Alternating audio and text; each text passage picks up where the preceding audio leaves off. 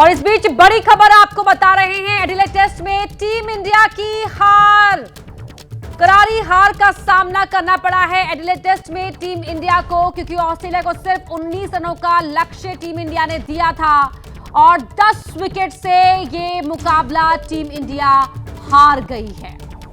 बड़ी खबर और खेल के फैंस को निराश कर देने वाली एक खबर आई है एडिलेड के मैदान से, एडिलेड टेस्ट में, जहां टीम इंडिया को करारी हार का सामना करना पड़ा है। 10 विकेट से कंगारुओं ने टीम इंडिया को शिकस्त दी है। और हमारे साथ हमारे खेल संपादक जीएस विवेक जुड़ चुके हैं। जीएस विवेक, जानना चाहेंगे, जिस तरह से ये हार हुई है, बल्लेबाजों के प्रदर्शन को देखते हुए लग ही रहा था कि ये मुकाबला निकल चुका है।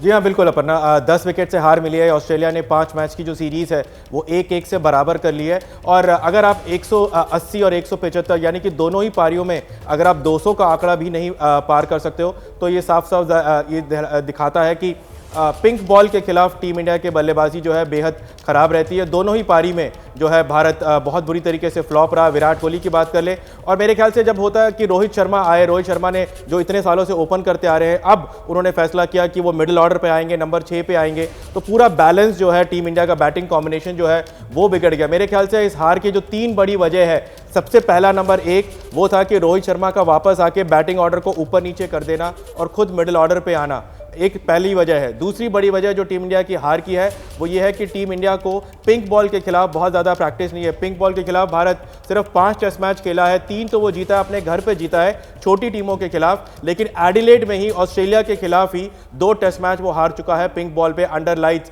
अगर आप बात करें, 36 ऑल आउट हुआ था पिछली बार जब भारत खेला था, और ये भी 36 ऑल आउट से बहुत ज़्यादा करारी हार का डिफरेंस नहीं है। और तीसरी बड़ी वजह यह है कि टीम इंडिया के पास जसप्रीत बुमराह के अलावा कोई दूसरा बड़ा गेंदबाज नहीं है जो ऑस्ट्रेलिया के बल्लेबाजों को चेक कर सके। ट्रेविस हेड ने जिस तरीके से बल्लेबाजी करी, वहां से टेस्ट मैच जो है अपने हाथ से बाहर चला गया, लेकिन जिस तरीके से भारत ने दूसरी पारी में बल्लेबाजी करी, मात्र 175 रन पर ऑल आउट हो गई, उसके बाद से कोई उम्मीद बची नहीं थी। गनीमत यह रही कि टीम इंडिया को इनिंग्स हार नहीं मिली, लेकिन 10 विकेट की हार भी उतनी ही करारी है। और अब वर्ल्ड टेस्ट चैंपियनशिप के फाइनल में पहुंचने के लिए भारत की जो लड़ाई है वो और भी ज्यादा जो है मुश्किल हो गई है। वो एक अलग तरीके से है, लेकिन भारत और ऑस्ट्रेलिया का जो बॉर्डर गावस्कर ट्रॉफी है, जो पिछले 2 बार से भारत के पास है, अब वो 1-1 की बराबरी पे आ चुका है। और उसके लिए जिम्मेदार सिर्फ और सिर्फ भारत के बल्लेबाज है। जिस तरीके से बल्लेबाजी उन्होंने बहुत खराब करी। अगर आप टेस्ट मैच खेल रहे हैं, टॉस जीतकर पहले बल्लेबाजी कर रहे हैं, और उसके बाद दोनों ही पारियों पे अगर आप 200 का आंकड़ा भी नहीं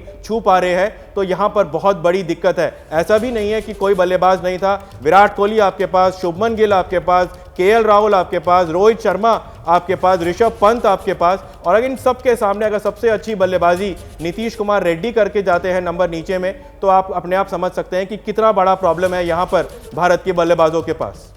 बिल्कुल वर्ल्ड क्लास बैट्समैन, और ये इस तरह का प्रदर्शन यहाँ पर देखने को मिला है। गेंदबाज भी नहीं था, तो ऐसे में यहाँ पर अब कोऑर्डिनेशन की भी कमी काफी देखने को मिली है जीएस विवेक, क्योंकि जिस तरह से हम देख रहे थे कि बल्लेबाज ढेर होते चले गए, और खासकर कंगारुओं के सामने जिनको एक एज होता है कि भले ही मुकाबले में शुरुआत में वो हारते रहे हों, लेकिन जो उनकी स्पिरिट होती है वो हमेशा एग्रेसिव ही रहती है।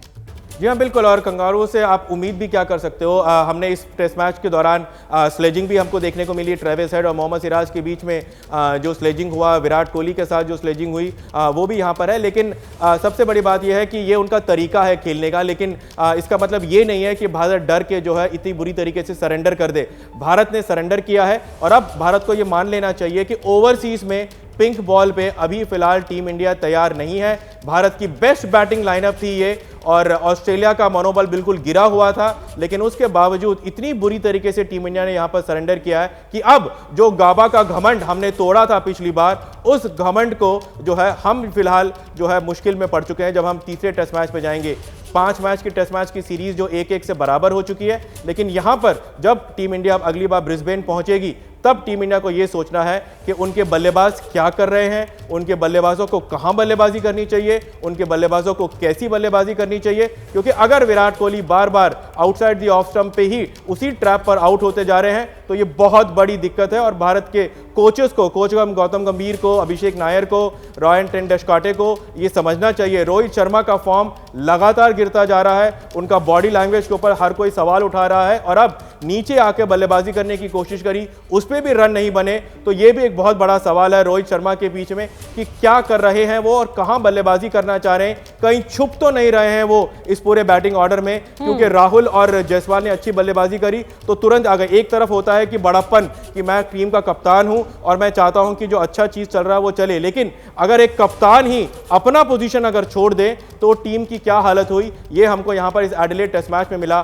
दो पारी 180 और 175 दोनों ही पारियों में अगर 200 रन नहीं बना पाई ये full fledged full strength batting order, तो बहुत बड़े सवाल ये खड़ा करती है। और अब जब हम ब्रिस्बेन जाएंगे तो हमारा मनोबल कितना गिरा हुआ है ये हम सभी समझ सकते हैं। जैसे कि मैंने पहले कहा, गनीमत हुई कि इनिंग्स डिफीट नहीं हुई, लेकिन ये 10 विकेट की हार भी उतनी ही चुभेगी, और इसीलिए पिछली बार 36 पर ऑल आउट हुई थी और इस बार 10 विकेट से हारे हैं। दोनों के हार में बहुत बड़ा फर्क नहीं है अपर्णा। बहुत धन्यवाद जीएस विवेक आपका इस पूरी बातचीत के लिए।